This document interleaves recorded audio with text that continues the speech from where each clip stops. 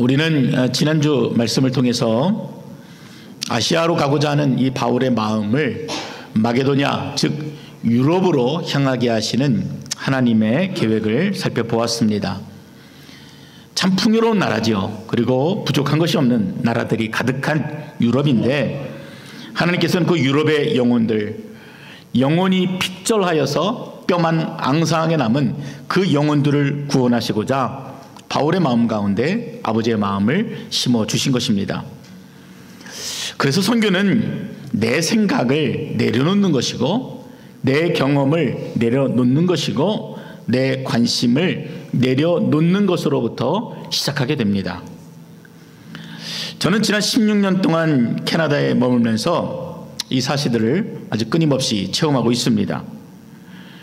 이곳 캐나다로 오기 전만 해도 선교다 하면은 그것이 무조건 하나님의 뜻이다 생각하고 제가 원하는 바를 쫓아서 열심히 달려갔는데, 하나님께서 그 공부하는 과정 속에서 그 모든 것들을 다 내려놓게 하시더라고요.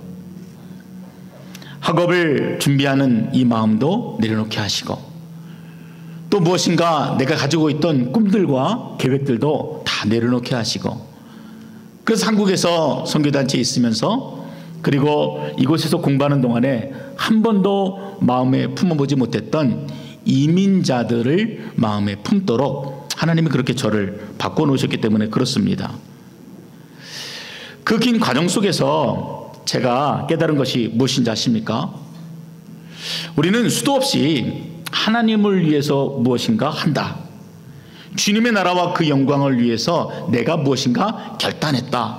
이렇게 말하지만 그 내면의 생각들을 추적해 보면은 그것조차도 우리들의 욕심과 또 스스로를 위해서 한 결정이라는 것입니다.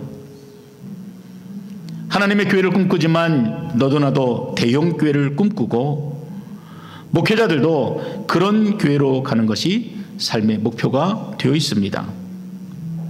겉으로 나는 아니다 말하지만 여전히 우리는 세상에 깊숙이 뿌리를 내리고 그 세상의 영향을 받으면서 살아가고 있는 것입니다.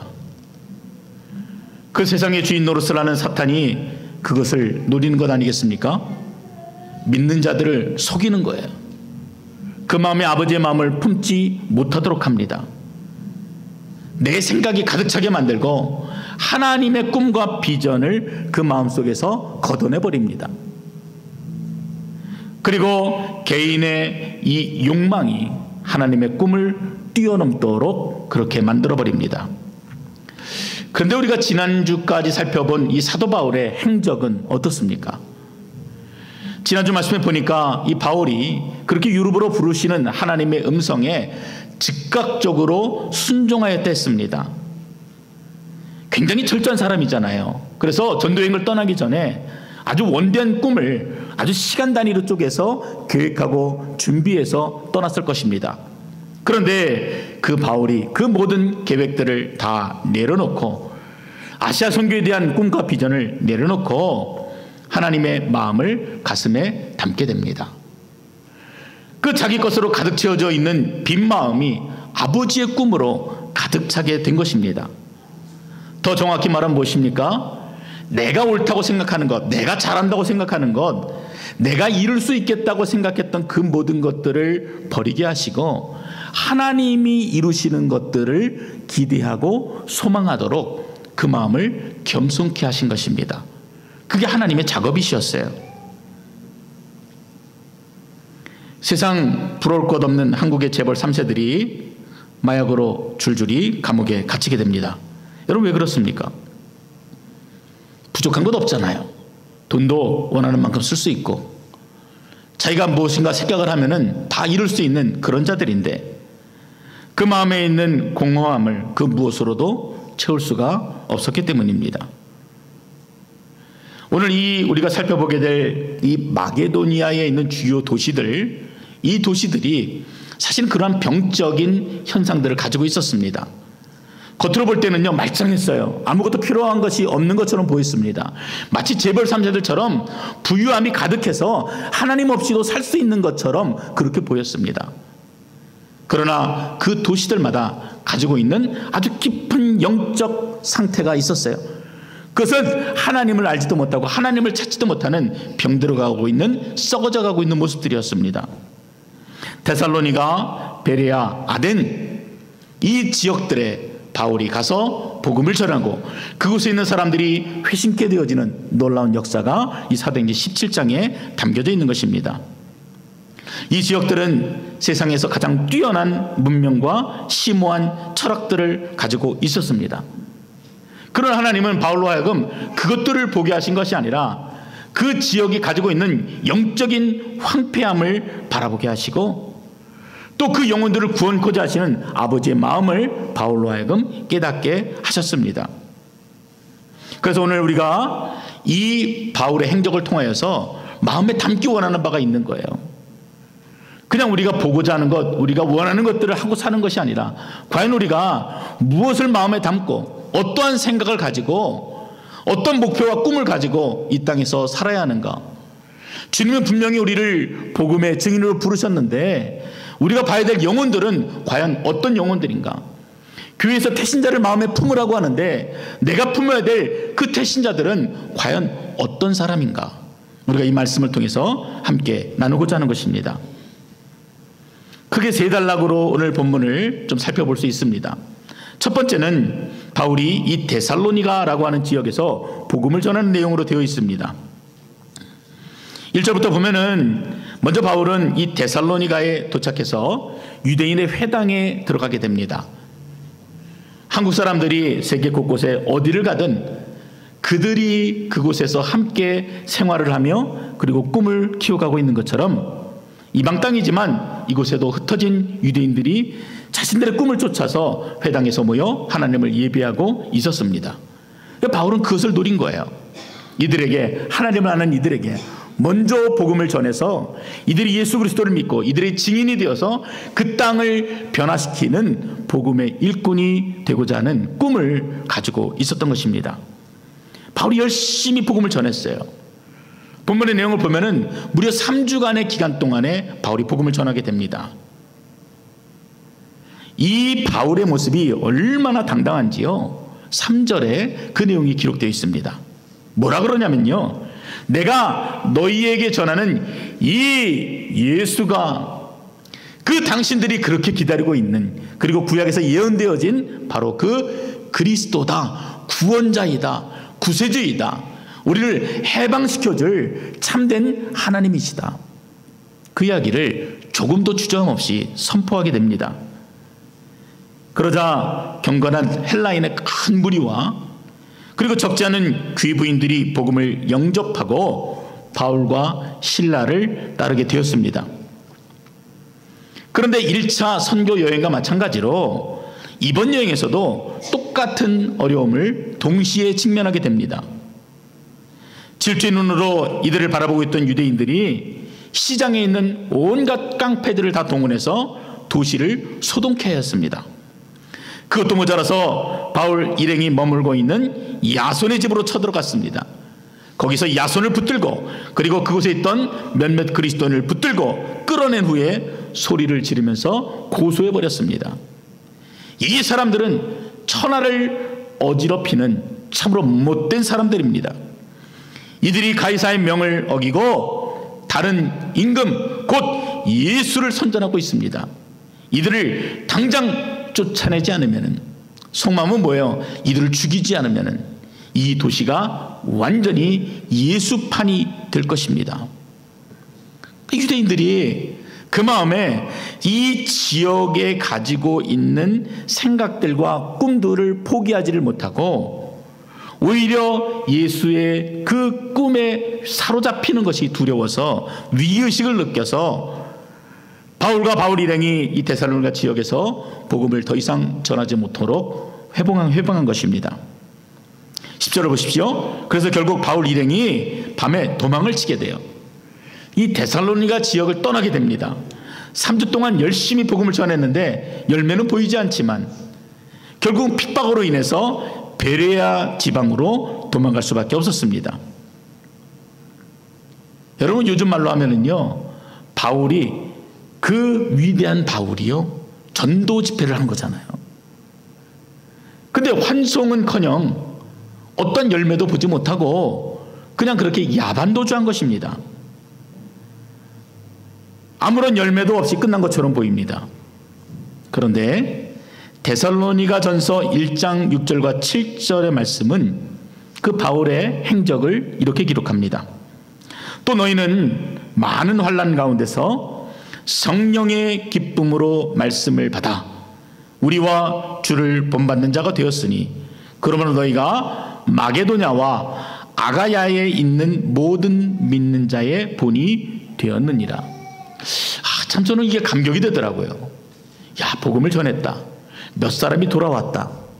여러분, 이런 칭찬보다도 더 큰 칭찬이 무엇입니까? 야, 그 사람들 보니까 진짜 그리스도인들이야. 베델교회 가보니까 겉으로 보는 것보다 훨씬 더 좋은 사람들이 가득하네. 정말 본받을 만한 사람들이야. 이런 칭찬을 들었다는 것입니다. 뿐만 아니라 데살로니가전서 2장 13절에 보면은 이들은 하나님의 말씀을 받을 때에 사람의 말로 받지 않고 하나님의 말씀으로 받았다. 눈에 보이는 열매는 그렇게 많이 보이지 않았을지라도 어때요? 이처럼 그 내면에 충분한 변화가 일어나고 있었던 것입니다. 3주간 열심히 노력했을 거예요. 아마 생명을 다 쏟아놓듯이 말씀을 전하고 복음을 선포했을 것입니다. 그 기간 동안에 바울의 눈에는 온통 자기를 대적하는 자들밖에 보이지 않았습니다. 자신을 핍박하고 복음을 거부하고 그리스도인들을 잡아 죽이고자 하는 유대인들. 그래서 어쩌면 바울의 마음 가운데는 시간이 갈수록 좀 포기하고 싶다. 그만하고 싶다. 내가 살고 싶다 하는 그런 마음의 생각을 가졌을지도 모릅니다. 그러나 그러한 이 바울의 작은 순종에도 하나님은 큰 열매를 준비하고 계셨던 것입니다. 그래서 나중에 보면은 이 작은 열매들이 모여서 데살로니가 교회라고 하는 이 하나님의 거룩한 교회가 탄생이 됩니다. 눈에 보이지 않아요. 무엇인가 손에 잡히지도 않습니다. 그러나 바울이 3주 동안 기꺼이 순종하였을 때, 순종하는 마음으로 복음의 씨앗을 뿌렸을 때 그곳에 교회가 세워지고 이방인들 무리들 가운데 하나님의 이름을 높이는 영광의 순간들을 바라보게 되었던 것입니다. 이 본문을 볼 때 그래서 우리가 이 전도 집회를 준비하고 있는 우리들의 마음의 첫 번째 결단은 순종이 아닌가 하는 생각을 하게 되었습니다. 여러분, 우리 눈으로 보기에는 메마른 땅이죠. 내가 이런다고 저 사람이 마음을 열까? 우리가 초청하고 복음을 전한다고 과연 저 사람이 마음을 열어 예수님을 영접할까? 이런 부정적인 생각들이 가득하지만 우리가 바울처럼 기꺼이 순종하여서 복음의 씨앗을 뿌리게 되면은 여러분, 누가 싹을 틔우게 하십니까? 하나님이 싹을 틔우세요. 어쩌면 우리가 수확하지 못할 수도 있겠지만 우리가 믿음으로 세 달을 순종하며 그 길을 묵묵히 걸어가게 될 때 하나님께서는 반드시 하나님의 때 그 영혼들을 구원하신다는 사실입니다. 여러분, 우리가 한 번 복음을 전한 것으로 그 사람이 죽게 돌아오지 않습니다. 통계를 보면은 대개 한 사람이요 예수님의 사람으로 되기까지는 7번에서 8번 정도의 복음의 초청을 받는다라고 되어 있습니다. 물론 한두 번 복음을 전했을 때 예수를 믿은 사람도 있지만 여러분, 기도하시는 것처럼 수십 년 동안 교회 가자고 얘기해도 돌아오지 못하는 사람도 분명 있습니다. 오늘 바울의 모습이 우리에게 어떤 도전을 줍니까? 포기하지 않는 거예요.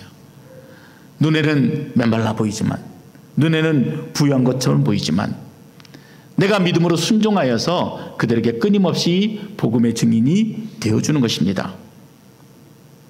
기쁜 마음으로 순종하여서 우리가 7월 7일 날 하나님이 준비하신 크고 귀한 열매들을 바라볼 수 있기를 주님의 이름으로 축원드립니다.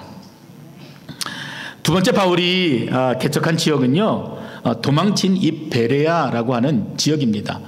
이 베레아라고 하는 이단 단체가 있기도 한데요, 의미로 보면은 굉장히 좋은 지역입니다. 이 베레아라고 하는 지역은 데살로니가로부터 서남쪽으로 75km 정도 떨어진 지역입니다. 굉장히 작은 조그만 전원도시입니다. 허겁지겁 야반 도주한 바울과 실라가 그곳에서 무엇을 했겠습니까? 여러분, 생명의 위협을 받았으면 좀 조용히 숨어 있어야 되잖아요. 근데 바울이 가만히 있질 않았어요. 이번에도 유대인의 회당에 들어가서 힘껏 복음을 전했습니다.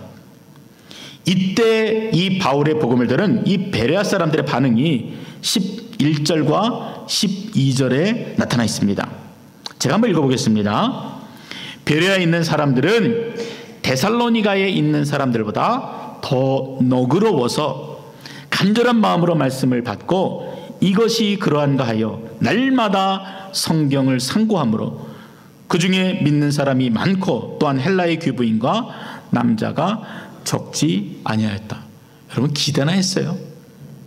나는 그냥 도망간 것 뿐인데, 한 번도 그 지역에 향해서 꿈을 꿔본 적도 없는데 하나님이 그 영혼들을 준비시키셔서 감히 바울이 한 번도 꿈꿔보지 못했던 놀라운 열매들을 보여주신 것입니다.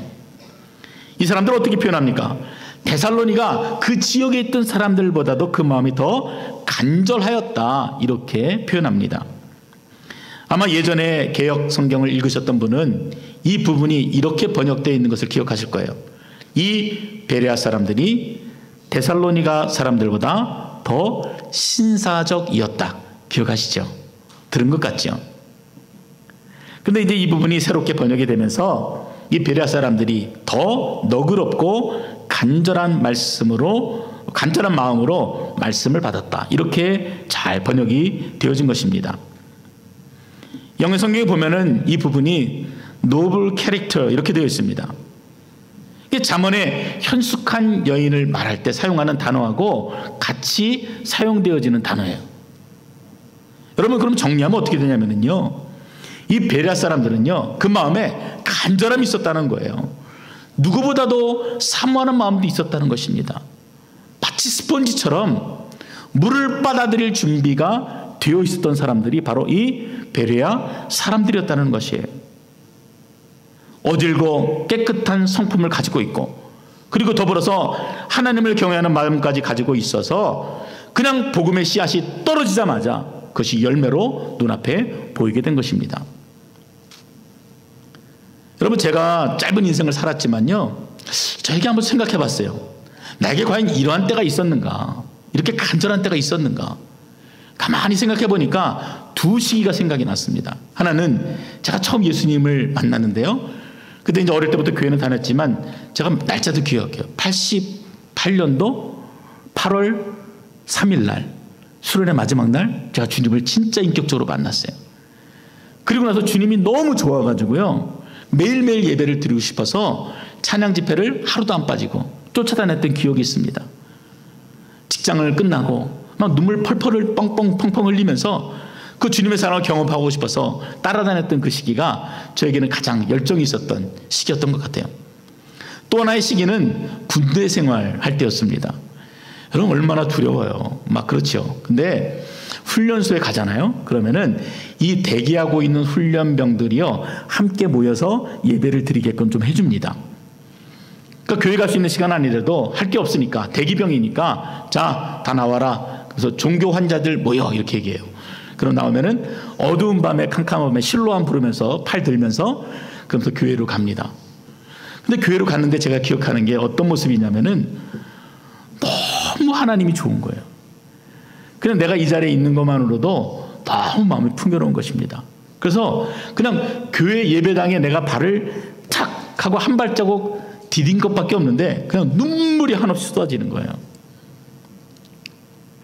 군대 생활 동안에 정말 하나님을 간절히 사모하는 마음을 제게 가르쳐 주셨구나 하는 그 마음들을 깨닫게 되었습니다. 여러분, 이 베레아 사람들이 예를 들자면은 그러한 마음들이 있었어요. 간절한 마음들이 있었어요. 하나님에 대해서 경외하는 마음까지 있었어요. 그뿐만이 아닙니다. 이들은요, 날마다 성경을 상고하였다, 이렇게까지 기록합니다. 그 말씀이 너무 좋아서 학자적인 자세를 가지고 말씀을 연구하고 묵상을 하였다라는 것입니다. 요즘 제가 자주 듣는 말들이 있습니다. 목사님, 제가 이번에요 성경을 몇 번째 읽습니다. 저는 벌써 한 번을 다 읽고요 또 신약을 읽고 있습니다. 목사님, 읽을 때마다요 말씀이 새로워요. 달라요. 막 이런 가슴 벅찬 이야기들을요 제가 얼마나 자주 듣는지 모릅니다. 얼마 전에는 한 분이 신약을 읽다가 마태복음과 누가복음에 나와 있는 예수님의 족보가 다른 것을 발견하시고 질문하기도 하셨습니다. 여러분, 이러한 내용들은 성경을 꼼꼼하게 상고하면서 읽지 않으면 결코 찾아낼 수 없는 그런 내용들입니다. 아마도 몇 번을 거듭해서 읽고 또 그 이름 하나하나를 종이에 적어가면서 확인하다 보니까 무언가 차이가 있고 이것이 궁금증이 풀리지 않아서 제게 질문을 하셨던 것 같습니다. 이분들을 보면은 제가 얼마나 행복한 목회자인지 새삼 깨닫게 됩니다. 저희 교회가 지난 5년 동안 1년 1독을 목표로 열심히 달려왔습니다. 눈에는 잘 드러나 보이지 않아도 부족한 종의 권변에도 많은 분들이 순종하셨다는 증거이기도 합니다. 성경을 읽다 보면은 그 말씀 속에 담긴 깊은 은혜와 신령한 영적 기쁨을 맛보게 됩니다. 그래서 시편 119편의 그 기자가 말했던 내용들을 우리가 금방 깨닫게 되는 거예요. 여러분 잘 한번 들어보시기 바랍니다. 97절부터 103절, 131절, 148절 제가 한 절씩 읽어드릴 텐데 이 시편 기자가 어떠한 마음으로 이 글을 썼는지 여러분들이 한번 느껴보시기 바라요. 내가 주의 법을 어찌 그리 사랑하는지요. 내가 그것을 종일 묵상하나이다. 주의 말씀의 맛이 어찌 그리 단지요. 내 입에 꿀보다 더하니이다. 내가 주의 계명을 사모함으로 입을 열어 헐떡였나이다. 주의 말씀을 묵상하려고 내 눈이 야경이 깊기 전에 깨었나이다.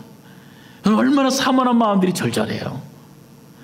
주님을 사모하는 간절함 더하기 그 주님이 주신 그 말씀이 너무나 마음의 사모함이 되니까 이처럼 해가 돋기 전에 일어나서 성경을 보고 그 말씀을 읽으면서 감격이 되고 또 그 말씀이 딱딱한 말씀이 아니라 꿀보다도 더 단 생명 같은 말씀이다라고 고백하고 있는 것입니다. 반면에 요즘 시대는요 감성 시대고 인스턴트 시대입니다. 사람들이 생각하기를 싫어합니다. 무거운 성경책을 펴서 읽기보다는 유튜브에 나와 있는 영상에 더 빨리 손이 갑니다. 말씀을 읽고 고민을 하고 그래서 어떻게 살아야 하는가에 대한 고민보다는 다른 목사님 해주신 말씀에 동의하는 것이 훨씬 더 쉽습니다. 서점들이 문을 닫고 PC방들이 늘어가는 것도 같은 이유입니다. 그러나 수천 년을 이어 내려온 하나님의 말씀은 그냥 동전 몇 개 집어넣어서 그렇게 마시는 인스턴트 커피가 결코 아닙니다. 여러분 옛날 어머님들이 그러셨죠. 한약을 다리실 때요 그 약국 가서 대충 사오는 게 아니라 밤새 불을 보면서 그 한약을 다리셨어요. 그리고 약효는 그 정성에 달려있다라고 그렇게 말해 주셨습니다. 성경 말씀이 그래요.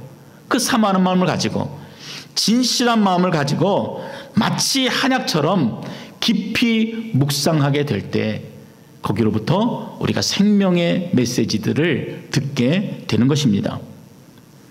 시편 1편 말씀처럼 여호와의 율법을 즐거워하여 그 율법을 주야로 묵상하는 자는 시냇가에 심은 나무가 시절을 쫓아 과실을 맺으며 그 잎사귀가 마르지 아니함 같이 그 행사가 다 형통하게 될 줄로 믿습니다.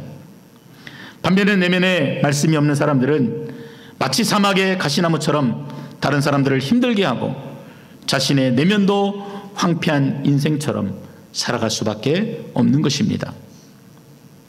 배려해 있는 사람들, 여러분 이분들을 볼 때 무엇을 깨닫습니까? 나도 간절함이 있어야 되겠다. 사모함이 있어야 되겠다. 내게 이미 주신 이 말씀을 날마다 상고함으로 그 은혜를 내 마음에 가득 채워야 되겠다. 이것이 바로 우리가 두 번째 가지게 되는 소망이고 꿈입니다. 세 번째로 16절부터 34절 이 마지막 절은 마게도냐의 중심 도시인 아덴에서 복음을 전하는 이 바울의 내용입니다. 여러분, 아덴 하면은 좀 비슷한 이름이 떠오르시는 게 있습니까? 이게 지명이죠. 지금 지명의 이름으로 한다면은 그리스에 있는 아테네입니다. 여러분이 아시는 것처럼 모든 문명이 가장 활성화되었던, 영화를 누렸던 시기에 헬라 문명의 중심지가 바로 이 아테네였습니다. 그래서 이 아테네는 헬라의 눈, 모든 지혜의 본고장 이렇게 불릴 정도로 학문과 예술의 중심지였습니다. 그 유명한 소크라테스, 아리스토텔레스, 플라톤 등이 모두 다 이곳에서 나왔습니다. 뿐만 아니라 이곳이 민주주의의 발상지가 되기도 했습니다. 이처럼 유명하고 대단한 아테네에 도착했을 때에 그 먼 약소국의 작은 마을에 있었던 청년 바울이 얼마나 놀랐겠습니까? 마치 뉴욕의 휘황찬란한 거리에 도착할 때 우리가 보게 되는 것과 똑같을 것 같았어요. 야, 대단하다. 어쩜 이렇게 화려할까? 어쩜 여기 있는 사람들이 이렇게 부족한 것 없이 멋있을까? 웅장한 파르테논 신전을 비롯해서 아크로폴리스 그리고 각종 아름다운 조각품들이 그를 압도했을 것입니다. 근데 바울이요, 그런 것들을 보지를 않았습니다. 다른 것들을 보았습니다. 저는 우리가 이 바울의 마음을 잘 간직해야 된다라고 그렇게 믿습니다. 여러분, 우리는 눈에 보이는 것에 쉽게 마음을 빼앗겨버립니다. 여행을 가면은 좋은 것들에 다 마음을 빼앗겨서요, 그 뒤에서 수고스럽게 일하는 사람들을 잘 보지를 못합니다. 필리핀에 선교를 갔는데요, 필리핀에 가면은 팍상한 폭포라는 곳이 있습니다. 근데 제가 그 폭포를 다녀오고 나서 마음이 팍 상했어요. 왜 그러냐면은 관광지이기 때문에 사람들이요, 그 꼭대기에 있는 폭포까지 가고 싶은 거예요. 근데 어떻게 하는 줄 아십니까? 필리핀 사람들이 배를 준비해 놓고요, 관광객들이 그 배에 탑니다. 그러면은 이 필리핀 사람 둘이서 그 배를 어깨에 메고 강 상류까지 걸어 올라가는 거예요. 배를 타고 하루로 내려가는 것이 아니라 그 관광객들을 태우고 그 배를 끌고 당기고 밀고 어깨에 메면서 그 꼭대기에 있는 상류까지 올라가는 것입니다. 그 영혼들을 바라볼 때 마음이 어떻겠어요? 마음이 아프죠. 근데 우리는 그 영혼들을 바라보기보다는 그 팍상한 폭포라는 그 화려한 폭포 때문에 우리들의 마음의 생각이 다 빼앗겨 버립니다. 근데 바울은 눈에 보이는 것들을 바라보질 않았어요. 무엇을 보았는지 16절의 말씀을 우리가 좀 함께 읽어보도록 하겠습니다. 16절 찾으셨어요? 같이 읽습니다. 시작. 바울이 아덴에서 그들을 기다리다가 그 성에 우상이 가득한 것을 보고 마음에 격분하였다. 뭘 보았습니까? 우상이 가득한 것을 보았어요. 풍요로운 그 도시가, 부족한 것 없는 도시가 우상에게 사로잡혀 있는 것들이 보여서 마음이 격분하였습니다. 분노하였습니다. 당시 이 아테네에는 공식적인 우상만 300개가 있었다고 해요. 이런저런 신상까지 합하면은 무려 3만여 개나 되는 우상들이 도시 곳곳에 세워져 있었습니다.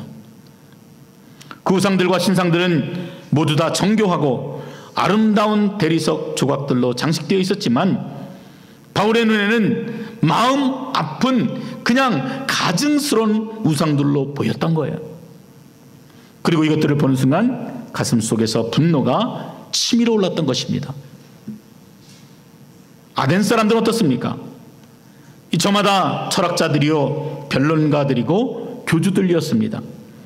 그래서 당시에는 아테네 시가지를 걸을 때에 철학자를 만나지 않고는 단 10m도 전진할 수 없다, 이런 말이 나올 정도로 저마다 다 말쟁이고 철학자들이고 변론가들이었습니다. 도시는 우상들이 가득하고 그곳에 사는 사람들은 자기 자신을 신처럼 신봉하는 사람들로 가득했던 것입니다. 이 사람들을 향해서 바울이 선포한 내용, 선포한 메시지가 오늘 저와 여러분이 함께 읽었던 24절과 25절의 말씀입니다. 우리 다시 한번 읽어보도록 하겠습니다.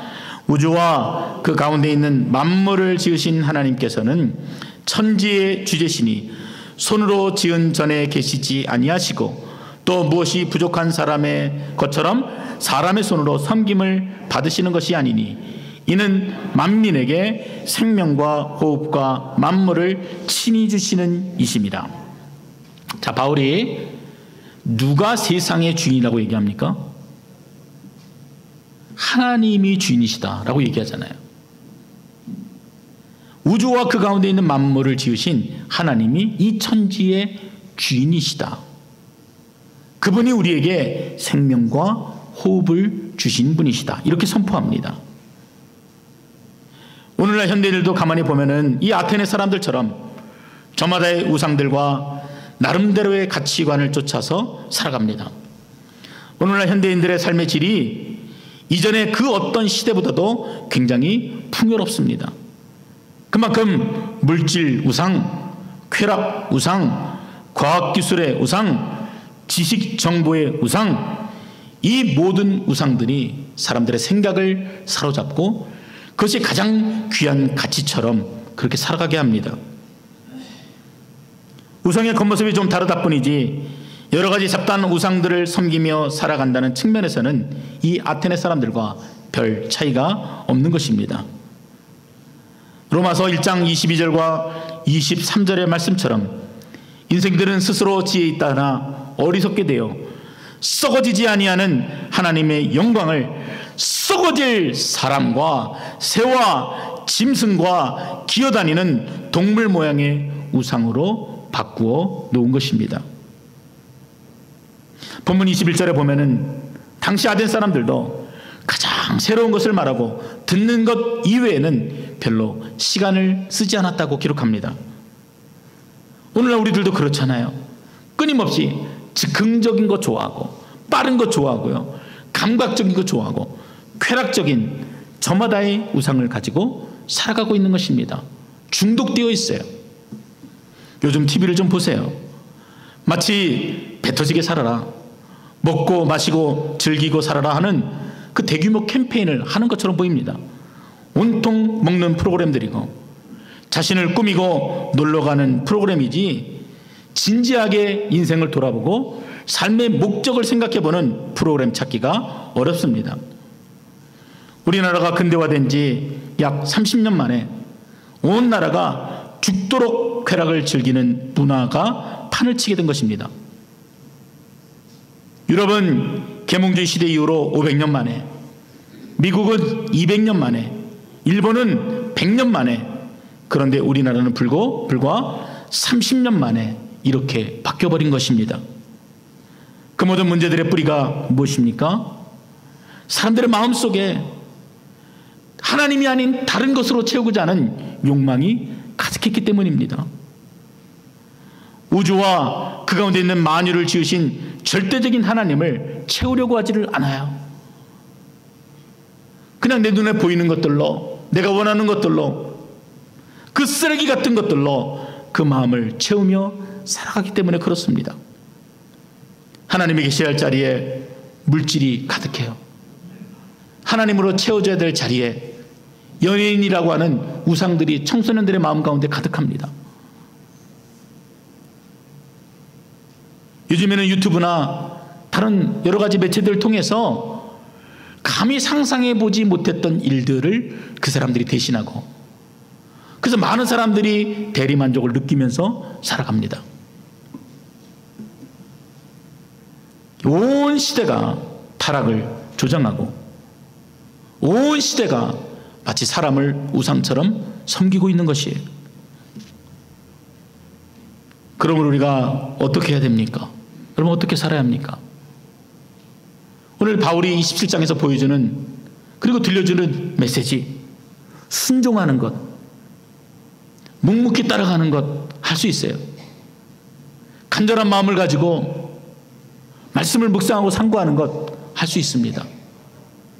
그런데 아무것도 필요 없는 것 같은 교회 문만 나서면은 너무나 풍요로운 저 사람들을 향해서 우리가 할 수 있는 것이 무엇이 있겠습니까? 두 가지가 있습니다.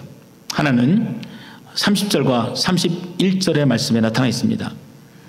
알지 못하던 시대에는 하나님이 간과하셨거니와 이제는 어디든지 사람에게 다 명하사 회개하라 하셨으니 이는 정하신 사람으로 하여금 천하를 공의로 심판할 날을 작정하시고 이에 그를 죽은 자 가운데서 다시 살리신 것으로 모든 사람에게 믿을 만한 증거를 주셨음이니라. 여러분, 이 말은 어떤 말이냐면요, 우리가 이전에는 하나님을 잘 알지 못했기 때문에 어쩔 수 없이 거짓 우상을 섬기고 무지하게 행했습니다. 그런데 하나님을 알고서도 우리가 여전히 그 악습들을 끊지 못하고 살아가고 있다라는 말이에요. 세상 사람들이 셀폰에 중독이 되어지고 게임에 중독이 되어지고 육적인 것들에 사로잡혀 살아가는데 그리스도인들도 똑같이 살아가면서 거룩을 말하고 있다라고 말하는 거예요. 그러므로 어떻게 하라 그럽니까? 회개하라 말씀합니다.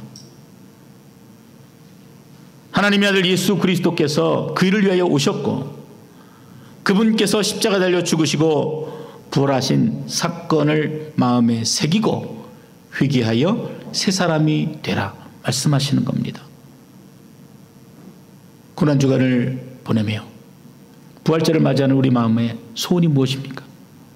여러분, 이런 회복이 우리 안에 소원이 되셔야 합니다. 하나님, 제가 온갖 우상들로 가득합니다. 아닌 것처럼 말하고 있지만 하나님 아닌 다른 것들로 이 마음이 가득 차 있습니다. 이 마음이 비워지게 하시고 아버지의 마음으로 다시 새롭게 사는 부활주일이 되게 하여 주시옵소서. 여러분, 이것이 여러분들의 소원이 될 수 있기를 바랍니다. 그를 위해서 우리가 가장 먼저 하는 것이 회개예요. 아덴 사람들 같이 뭐 새로운 것이 없나 끊임없이 새로운 재미와 새로운 유희와 새로운 계획을 찾아 방황할 것이 아니라 회개하고 하나님께 돌아오는 고난주간이 되어야 합니다. 주님 안에 기쁨과 행복과 인생의 참다운 목적이 있다는 것을 깨닫고 주님께로 돌아가야 합니다. 풍족한 나라 캐나다에 사는 한인들에게 복음을 전한다는 것 결코 쉽지 않습니다. 아덴 사람처럼 자기 생각이 강하고 그 마음속에 여러 가지 우상들을 섬기고 있어서 이성적이고 합리적이어서 복음을 전하고 그들이 예수의 사람이 된다는 것 결코 쉽지 않습니다. 그러나 우리가 진실한 마음으로 회개하고 겸손한 마음으로 순종하고 또 하나님이 이루실 일들을 간절히 사모하고 기대하게 될 때 눈으로 볼 때는 평화롭고 아무 일도 없는 것 같지만 저들의 내면의 상함을 보고 이 시대를 향한 분노를 가지게 될 때 우리에게 허락하신 그 새 생명의 영혼들을 우리가 결과로 올려드릴 수가 있는 것입니다. 우리는 분명 우상이 난무하는 시대를 살아갑니다. 그렇지만 생명의 말씀으로 단단히 무장하십시오. 아버지의 마음으로 여러분의 마음을 가득 채우시기를 바랍니다. 주님이 주실 때 기쁜 마음으로 순종하실 수 있기를 바랍니다. 그렇게 될 때 마게도냐에서 보여준 새 생명의 열매들을 우리들에게도 분명히 보여주실 줄로 믿습니다. 여러분, 그러한 기쁨과 소망이 우리 모두의 기쁨과 소망이 될 수 있기를 주님의 이름으로 축원드립니다.